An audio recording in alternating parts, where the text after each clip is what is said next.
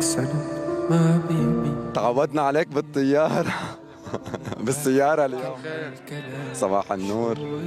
تمام، انت كيف؟ كتر خير الله مثل مشاهد. رميتني نحصاني ويا مناخية خبوا كل صناني ويا ويلو شوفوها. اليوم الشامي مدرب بالنسخة العربية لبرنامج ذا فويس، وهو أصغر مدرب. ايه اصغر مدرب بالتاريخ. قد ايه حلوه. كتر خير الله. شيء كتير كتير كتير كتير محوري راح يكون بحياتي أكتر من ما كنت متخيل حتى، لأنه صدى لبرنامج ذا فويس كيدز بالعالم العربي كتير واسع، والمسؤولية حساسة شوي علي، وبنفس الوقت التجربة حتكون حلوة، وأنا بحب هذا المكان.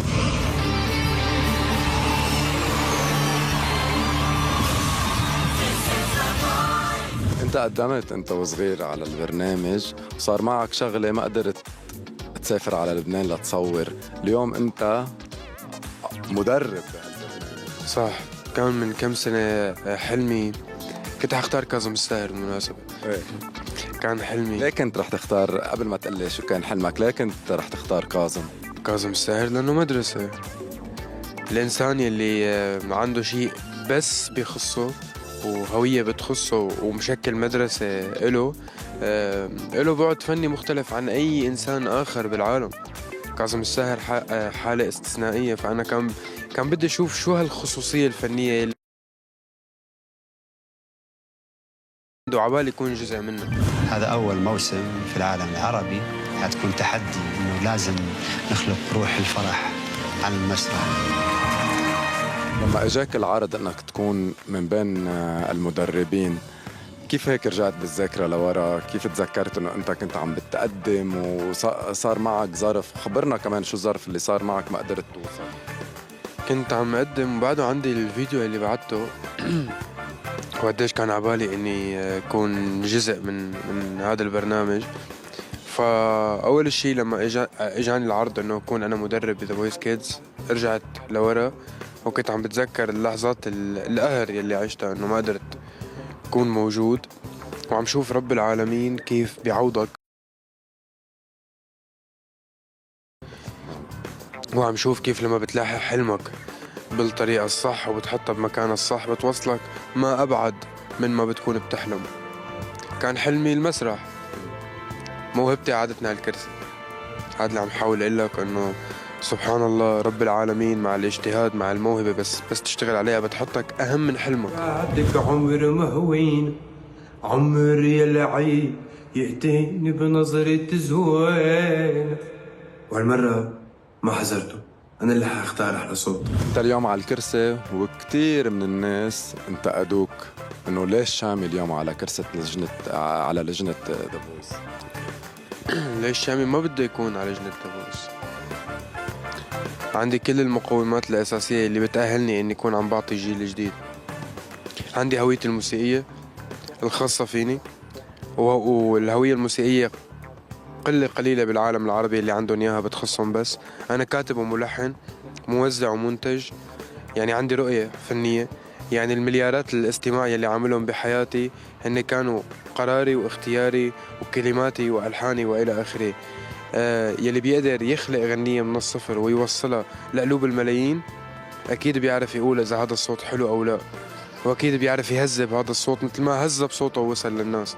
يعني عندي خبرتي وتجاربي الخاصة يلي بيحق لإلي إني انقلها للجيل الجديد، وبحس واجه فني أنا عبالي أعمل هذا الشيء. يعني يا الليل ويا العين من بعدك عمر مهوينا، عمر يا العيد يأتيني بنظرة زوينة. لو بدنا نسمي مدرسة الشامي الإنتاجية، شو بيكون قواعدها 3؟ مدرسة الشامي الإنتاجية شو قواعدها؟ أول شيء البساطة، يعني قد ما بيحسوها معقدة قد ما هي بسيطة. إذا بتنتبه بموسيقتي بالتوزيع، فاضي أنا توزيعي مش كتير عاجل. زائد الكلام واللحن عنده طريقة معينة بالتقطيع يطول الشرح فيها.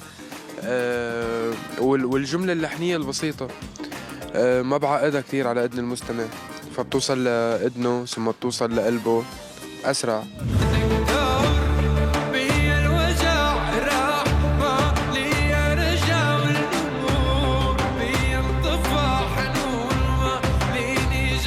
شو بصير عادة على المسرح؟ دايما تتعرض تلاقي أشخاص من الجمهور بيطلعوا لعندك على المسرح. شو أول شيء هيك بتحسوا؟ شو الإحساس اللي بيجيك؟ بتحس بالخوف؟ بتنبسط ولا؟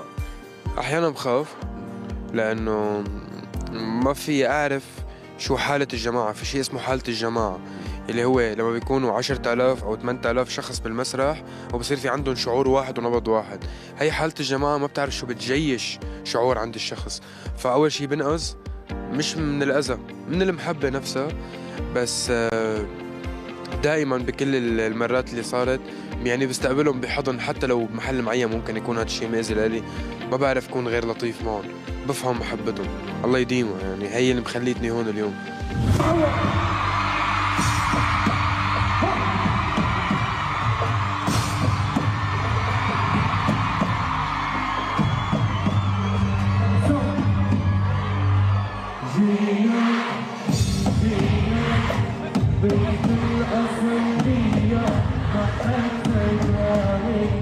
شامي، واضح انك كتير قريب من اهلك. شو دور والدتك ووالدك بدعمك ووصولك لهون اليوم؟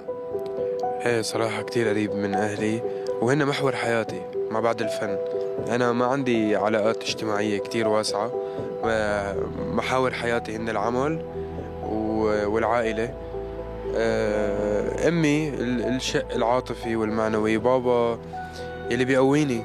بابا يعني هيك رجال صلب جدا وقواني، رباني على الصلابة كل حياتي.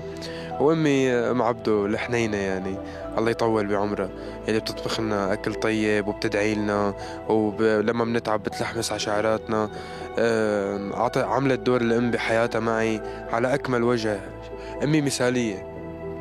وبابا عطاني كل شي صح بالدنيا، والمش صح بالدنيا شفته صح لأنه من أبو عبدو يعني. فكتر خير الله، هي من أهم النعم يلي بحياتي هن عائلتي. بيقووك بأوقات الضعف وبيحطوك بالمحل يلي أنت مالك بحاجة حدا لأنه عائلتك معك. شو أجمل دعوة من أمك بتقلك إياها؟ الله يحبب خلقه فيك، وتضل بتدعي لي إنه الله يحبب العباد فيه ويصير عندي القبول للناس. وشكل أم عبده دعواتها مستجابة أكيد. وشو أجمل نصيحة اللي هيك اللي دايما من الوالد بتضلها معلقة براسك؟ والله بابك دايما بيقول لي إنه أكتر شغلة بيخاف علي، لأنه طبعا هي هلأ ما بعطاني إياها، بس أكتر شيء كرره بحياتي لأنه أنا انشهرت بعمر صغير، إنه خليك على الأرض، خليك قريب من الناس. بابا إنسان كتير بسيط وابن حي وقريب من عائلته الكبيرة والصغيرة وقريب من الناس. فبيقول لي إنه مهما كبرت عماتك وخالاتك والناس ورفقاتك وولاد الحارة البعاد والقراب هدول مجتمعك، هدول جزء منك. فدايما كان بينصحني إني أكون على الأرض، وأنا بسمع النصيحة. بتزور ولاد حارتك؟ إيه مش من وقت بعيد زرت ولاد حارتي، وعلى تواصل مع كل الناس. ما قطشت حدا، أو كنت يعني بعدني قريب من مجتمعي وقريب من المجتمع الفني، عامل هي الوسط بين الاثنين، لأنه ما في بعد عن بيئتي ومجتمعي 100%. رميتني نحصاني ويا ميمنة خيال، خبوا كل ظناني ويا ويلو شو خوان.